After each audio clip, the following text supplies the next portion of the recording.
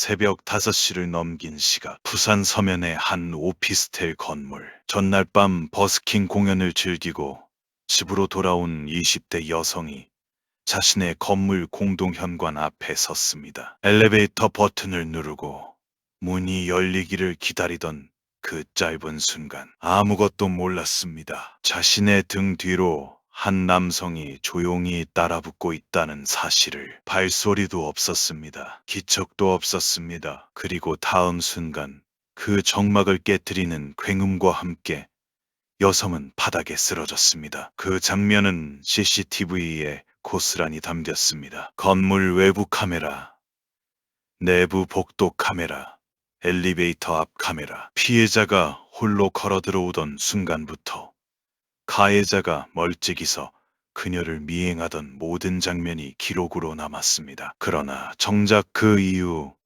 약 8분 동안 무슨 일이 벌어졌는지는 카메라가 닿지 않는 복도의 사각지대 속에 묻혔습니다. 이것이 세상에 부산 돌려차기 사건이라는 이름으로 알려진 사건의 시작입니다.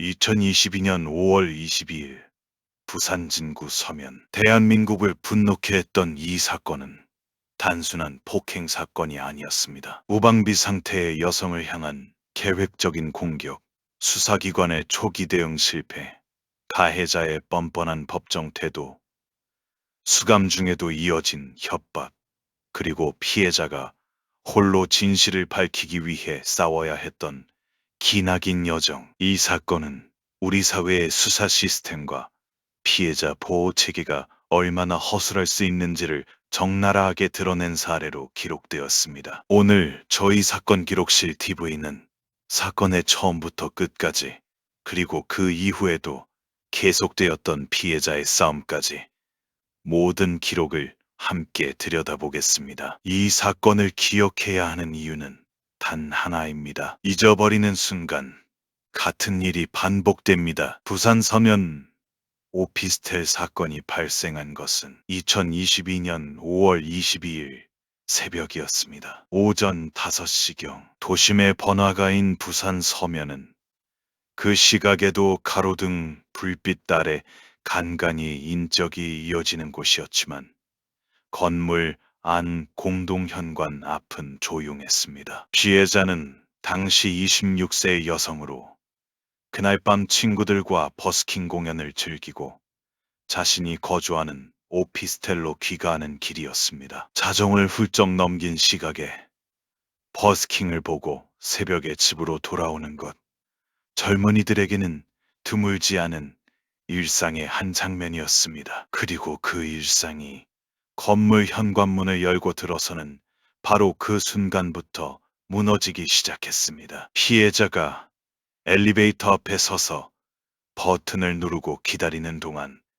가해자 이모 씨는 이미 그녀를 따라 건물 안으로 진입해 있었습니다. CCTV 화면에 포착된 그의 동선은 의심의 여지가 없었습니다. 건물 밖에서부터 피해자와 일정한 거리를 유지하며 같은 방향으로 이동했고 피해자가 멈추면 그도 멈추었습니다. 무려 10분에 걸쳐 피해자를 뒤따라온 것이었습니다. 누가 봐도 미행의 형태로 술 취한 흔적이 전혀 보이지 않았습니다. 그 새벽에 건물 안에는 아무도 없었습니다. 그리고 가해자 이모 씨는 피해자의 등 뒤로 바짝 다가가 아무런 예고도 없이 그녀의 머리 뒤통수를 발로 강하게 가격했습니다. 전직 경호업체 직원이자 한때 프로축구 선수를 꿈꾸던 가해자 이모 씨는 체구가 매우 건장했고 그 돌려차기의 충격은 상상을 초월했습니다. 여성은 그 자리에서 즉시 바닥에 쓰러졌습니다. 그러나 가해자 이모 씨는 그것으로 끝내지 않았습니다. 이미 바닥에 쓰러진 완전히 무방비 상태인 여성의 머리를 여러 차례 세게 밟았습니다. 발로 짓밟는 행위를 반복했습니다. 이로 인해 피해자는 의식을 잃었고 가해자 이모 씨는 그녀의 핸드폰을 챙긴 후 의식을 잃은 그녀를 들어올려 CCTV 사각지대인 복도 안쪽으로 이동했습니다. 그 이후 약 8분의 시간이 흘렀습니다. 가해자 이모 씨는 다시 카메라 앞에 모습을 드러냈고 건물 밖으로 서둘러 빠져나갔습니다. CCTV에 포착된 그의 걸음걸이는 흐트러짐 없이 곧았습니다. 도망치는 자의 모습이라기보다 무언가를 마치고 나가는 사람처럼 보였습니다. 피해자가 주민에 의하여 발견되었을 때 그녀는 의식이 없는 상태였고 속옷이 반쯤 벗겨진 상태였습니다. 즉시 병원으로 이송된 피해자의 진단 결과는 전치 8주에 해당하는 외상과 함께 뇌 손상, 오른쪽 발목 마비, 그리고 기억 상실 장애까지 동반한 심각한 상태였습니다. 사건 당시의 기억 자체가 지워졌고 공포는 신체적 손상과 함께 정신에도 깊은 상처를 남겼습니다. 가해자 이모 씨는 사건 발생 나흘 만에 경찰에 검거되었습니다. CCTV에 담긴 그의 외모와 동선을 역추적해 가해자 이모 씨의 여자친구가 묵고 있는 모텔에서 그를 검거했습니다. 그러나 그가 검거된 이후에도 진짜 싸움은 이제 막 시작되고 있었습니다.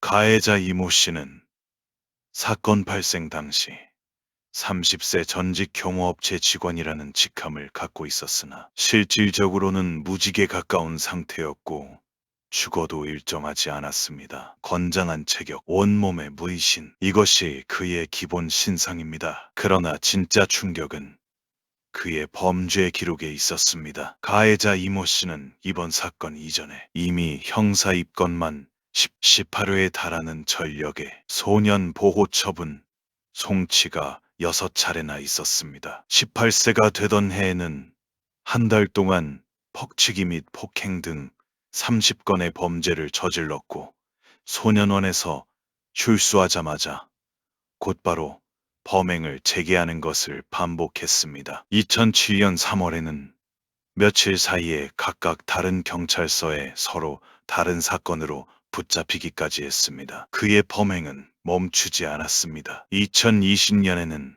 대구에서 공동주거 침입 등의 혐의로 징역 2년을 선고받았습니다. 그리고 3월 복역을 마치고 출소했습니다. 출소한 지 불과 3개월도 채 되지 않은 시점.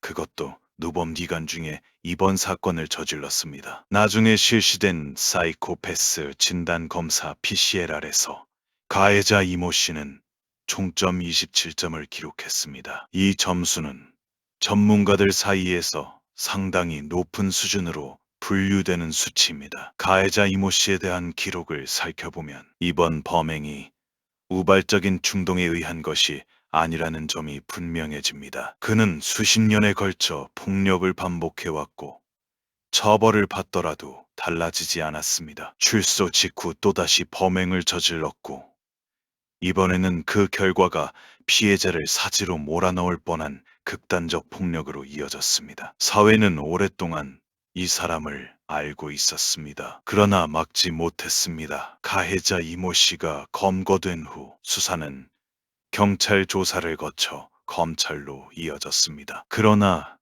초기 수사 과정에서부터 석연치 않은 부분들이 드러나기 시작했습니다. 가해자 이모 씨는 경찰 조사 단계에서 다양한 방어적 진술을 이어갔습니다. 피해자가 여성인지 남성인지 몰랐다고 주장했습니다. 그러나 CCTV 화면을 통해 확인된 피해자의 외모, 특히 허리까지 내려오는 긴 머리카락을 감안하면 이 주장은 명백히 무리한 것이었습니다. 검찰 조사에서 이 점이 강하게 지적되었을 때도 가해자 이모 씨는 피해자를 미행한 것이 아니라 같은 방향으로 걷다 보니 그렇게 된 것이라는 주장을 굽히지 않았습니다. 또한 사건 당시에 피해자의 청바지 단추가 열려 있었다는 목격자 진술이 있었습니다. 이는 단순한 폭행 외에 행위 가능성을 시사하는 중요한 단서였습니다. 실제로 피해자가 발견되었을 때 속옷이 벗겨진 상태였다는 사실도 확인되었습니다. 그럼에도 불구하고 경찰은 가해자 이모 씨의 혐의를 검찰에 넘기면서 상해 혐의만을 포함시켰습니다. 성범죄와 관련된 혐의는 아예 송치 목록에 포함되지 않았습니다. 더욱 문제가 된 것은 가해자 이모 씨가 경찰 조사 중 보인 태도였습니다. 그는 경찰 조사관과의 대화 중 일부 질문에 대해 조사관이 자신의 주장에 동조하는 뉘앙스로 이야기를 이끌어 나간 부분이 있었습니다. 가해자 이모 씨는 이후 검찰 조사에서 이 점을 적극적으로 활용했습니다. 경찰 수사관이 자신의 말에 동의했다는 식으로 해석하며 검찰의 주공에 맞서 방어 논리를 펼친 것입니다. 계획적으로 수사 과정 자체를 이용하려 했다는 점에서 그의 지능성은 단순히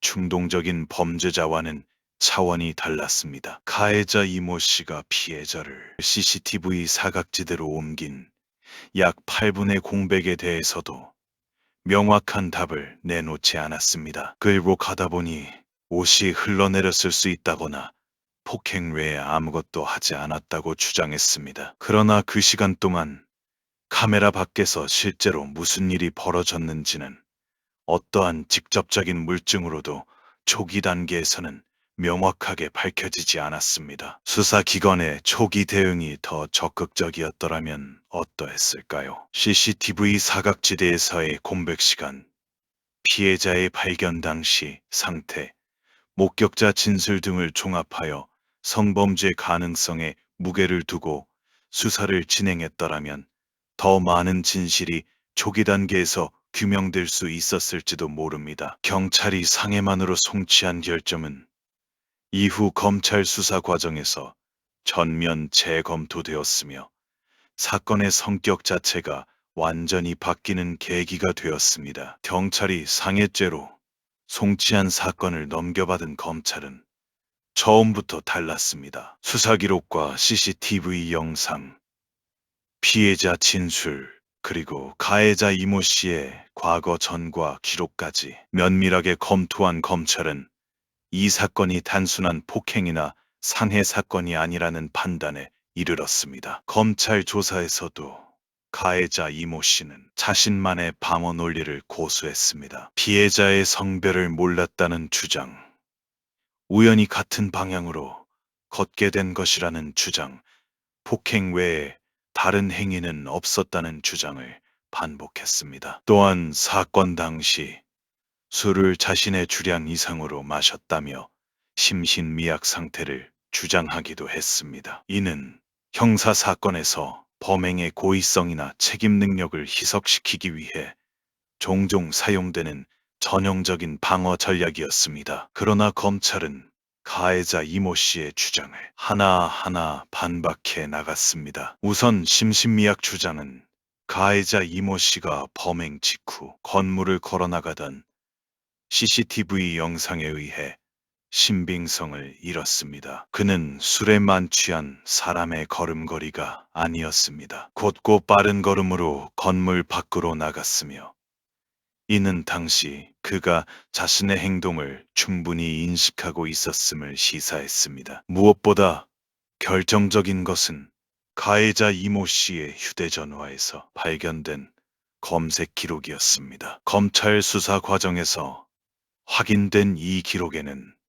범행 전후에 가해자 이모 씨가 스스로 검색한 내용들이 담겨 있었습니다. 특정 지역명과 함께 살인, 폭행, 사망, 강간 등의 키워드가 포함된 여러 건의 검색 기록이었습니다. 또한 신상공개 관련 검색도 포함되어 있었는데 이는 가해자 이모 씨가 자신의 범행이 알려질 경우 어떤 법적, 사회적 결과가 따를지를 미리 확인하려 했다는 정황으로 해석되었습니다. 가해자 이모 씨가 사후 처리 방법까지 계산하고 있었음을 보여주는 것으로 심신미약 주장과는 정반대의 정황이었습니다. 검찰 조사 과정에서 가해자 이모 씨의 태도를 지켜보던 수사관은 분노를 억누르기 어려웠다고 전해집니다. 가해자 이모 씨가 경찰 조사 당시 수사관의 발언을 자신에게 유리하게 왜곡해 검찰 조사에서 방어 논리로 활용하는 장면을 마주하면서 검사는 그것이 잘못된 수사 방식임을 명확히 지적했고 경찰 수사 내용이 가해자 이모 씨에게 유리하게 활용되는 것이 범행 자체의 면죄부가 될 수 없다는 점을 분명히 했습니다. 결국 검찰은 이 사건을 살인미수죄로 기소했습니다. 단순히 폭행이나 상해를 가한 것이 아니라 사람이 사망할 수도 있다는 사실을 충분히 인식한 상태에서 행위를 저질렀다는 판단이었습니다. 인체에서 가장 취약한 부위인 머리 뒤통수를 반복해서 가격하고 밟은 행위, 의식을 잃은 상태의 피해자를 카메라 사각지대로 옮긴 정황은 단순 폭행을 넘어선 살인의 고의를 인정하기에 충분했습니다. 1심 재판이 시작되었습니다. 법정에서 가해자 이모 씨는 일관되게 살인의 고의가 없었다고 주장했습니다. 당시 술에 취한 상태였기 때문에 자신의 행동을 충분히 인식하지 못했다는 심신미약 주장도 유지했습니다. 또한 피해자를 CCTV 사각지대로 옮긴 것은 추가 범행을 위한 것이 아니라 다른 사람이 피해자를 구하기 좋은 위치로 이동시킨 것이라는 납득하기 어려운 주장도 제출되었습니다. 1심 재판부는 이러한 주장들을 받아들이지 않았습니다. 재판부는 가해자 이모 씨의 행위가 사람의 사망이라는 결과를 충분히 예측하거나 인용한 상태에서 이루어진 것으로 판단했습니다. 살인미수죄가 인정되었고 재판부는 가해자 이모 씨에게 징역 12년을 선고했습니다. 선고 직후 가해자 이모 씨는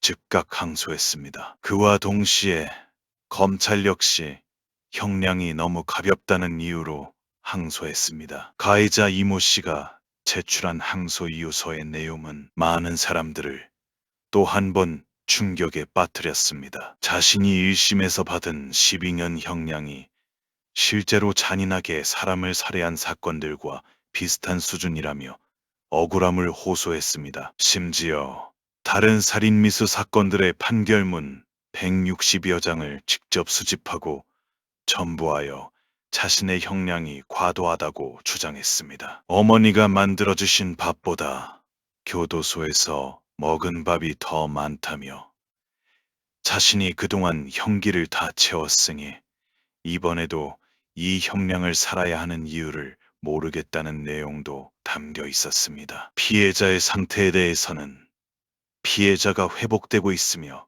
말도 잘하고 글도 잘 쓰는 것을 봤다며 피해자라는 이유로 진단서, 소견서, 탄원서를 다 들어주는 것이냐는 식의 인식을 드러냈습니다. 사건 피해자가 전치 8주의 외상과 뇌손상, 발목마비, 기억상실장애, 그리고 극심한 외상 후 스트레스 장애를 안고 살아가고 있다는 현실을 가해자 이모 씨는 제대로 마주하려 하지 않았습니다. 2023년 6월에는 가해자 이모 씨가 항소심 재판부에 제출했다는 반성문의 내용이 피해자의 SNS를 통해 세상에 공개되었습니다. 그러나 이 반성문은 반성의 내용이 거의 없었습니다. 저와 비슷한 묻지마 범죄의 죄명과 형량이 제각각인데 왜 저는 일이 많은 징역을 받아야 하는지 모르겠다. 전과가 많다는 이유라면 저는 그에 맞는 형 집행을 다 했다. 상해가 아닌 살인미수가 된 이유를 모르겠다. 그리고 살인미수 형량 12년은 너무하다는 내용이 반성문의 핵심이었습니다. 반성문을 공개한 피해자.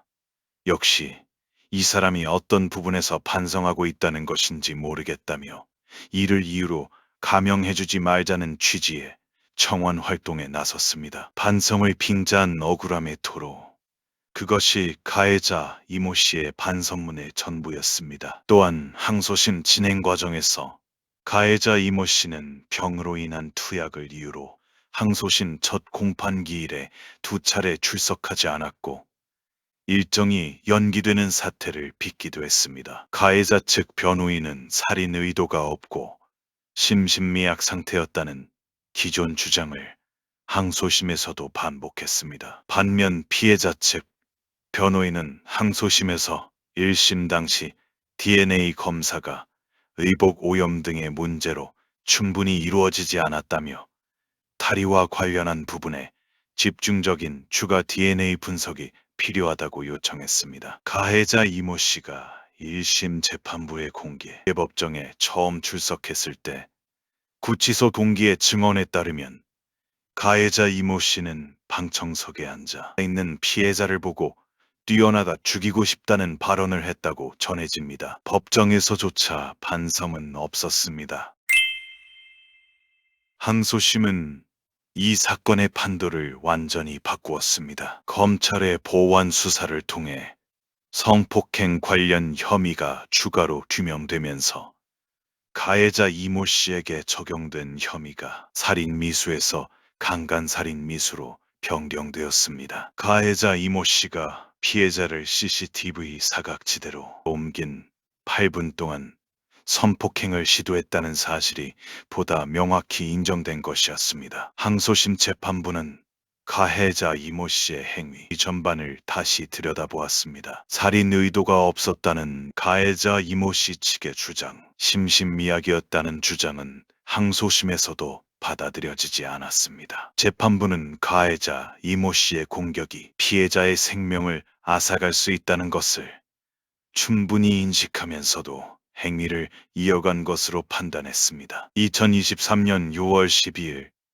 항소심 재판부는 가해자 이모 씨에게 징역 20년을 선고했습니다. 1심의 12년에서 크게 높아진 형량이었습니다. 그리고 징역 20년과 함께 재판부는 10년간 정보통신망 신상공개, 아동 청소년 장애인 관련 기관 20년간 취업 제한, 그리고 20년간 위치 추적 전자장치 부착을 함께 명령했습니다. 이 결정에 따라 가해자 이모 씨의 실명과 얼굴 등 신상이 공식적으로 공개되었습니다. 항소심 신상 공개 명령이 내려지기 이전인 2023년 6월 3일 한 유튜버가 가해자 이모 씨의 얼굴 사진과 실명, 나이, 출신지, 전과 기록 등을 사적 제재 논란이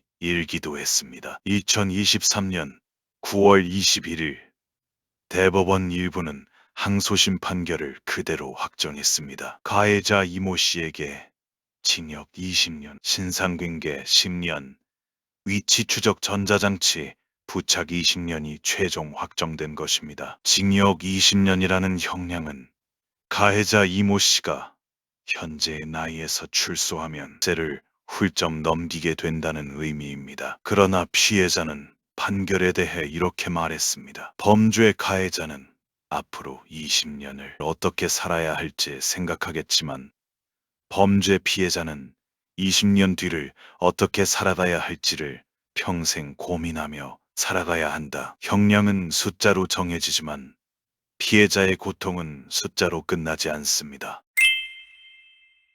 대법원 확정 판결이 내려진 이후에도 가해자 이모 씨는 달라지지 않았습니다. 교도소 담장 안에서도 위협은 계속되었습니다. 먼저 가해자 이모 씨의 전 여자친구가 충격적인 사실을 공개했습니다. 가해자 이모 씨가 수감 중에 그녀에게 직접 편지를 보냈다는 것이었습니다. 그 편지에는 피해자의 이름, 주민등록번호, 집 주소를 알고 소리내어 외우고 있다는 내용이 담겨 있었으며 출소 후 보복하겠다는 협박이 명시적으로 포함되어 있었습니다. 전 여자친구는 가해자 이모 씨의 위험성에 대해 증언하며 그가 피해자를 향한 집착과 적개심을 감옥 안에서도 전혀 내려놓지 않고 있다고 밝혔습니다. 가해자 이모 씨의 인스타그램 계정도 사건 이후 화제가 되었습니다. 전과 18범임에도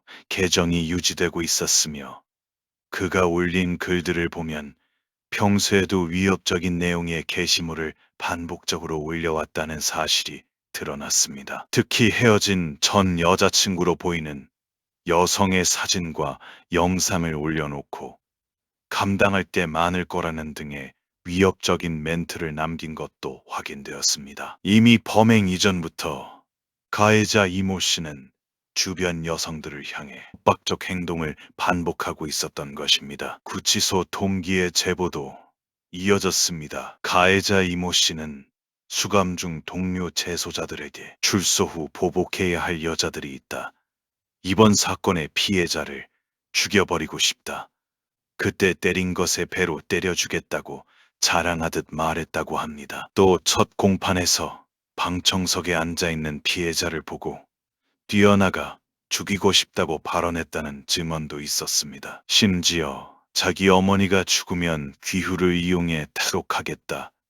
일부러 몸을 다쳐 외부 진료를 나가 도주하겠다는 구체적인 탈옥 계획까지 주변에 공유했다고 합니다. 가해자 이모 씨는 특정 범죄 가중처벌법상 보복 협박 혐의로 재판에 넘겨졌습니다. 부산지법 서부지원 형사 1부는 가해자 이모 씨에게 징역 1년을 추가로 선고했습니다. 재판부는 동료 재소자들의 진술이 구체적이고 일관되어 신빙성이 있다고 판단했으며 중대범죄로 수감된 이후에도 반성하지 않고 추가 범행에 이른 점, 피해자가 재차 극심한 정신적 고통을 겪게 된 점을 양형에 반영했다고 밝혔습니다. 검찰은 징역 3년을 구형했으나 법원은 1년을 선고했습니다. 선고 공판을 직접 지켜본 피해자 김 씨는 이렇게 말했습니다. 보복 협박에 대한 양형 기준이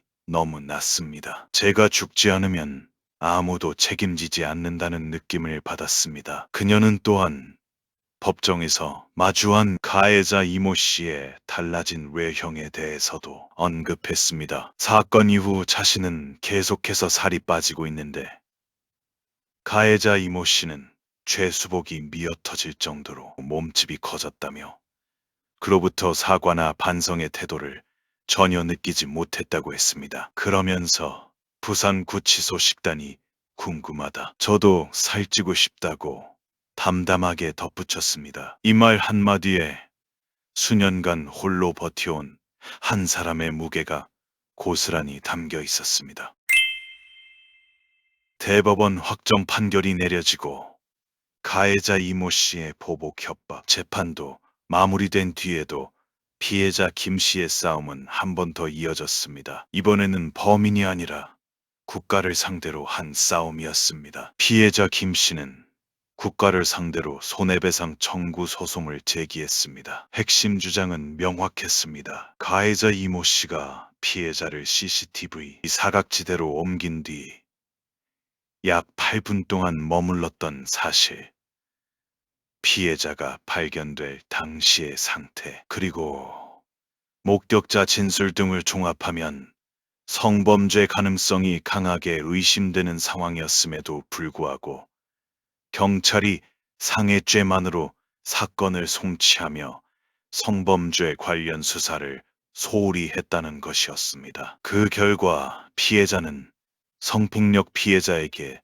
주어지는 비공개 재판의 보호를 처음부터 받지 못한 채 공개 법정에서 가해자 이모 씨의 얼굴을 직접 마주해야 했습니다. 서울중앙지방법원 민사재판부는 피해자 김 씨의 손을 들어주었습니다. 재판부는 성폭행이 강하게 의심되는 정황이 충분했음에도 수사기관이 추가 진술 확보 등 적절한 조치를 취하지 않은 것은 위법하다고 판단했습니다. 국가가 피해자에게 1,500만 원을 배상해야 한다는 판결이 내려진 것입니다. 별도로 피해자는 가해자 이모 씨를 상대로도 손해배상 청구 소송을 제기하여 부산지방법원에서 1억 원 배상이 확정되었습니다. 피해자 측 대리를 맡은 민주사회를 위한 변호사 모임 소속 변호인은 선고 직후 기자회견에서 부실하고 위법한 수사에 대해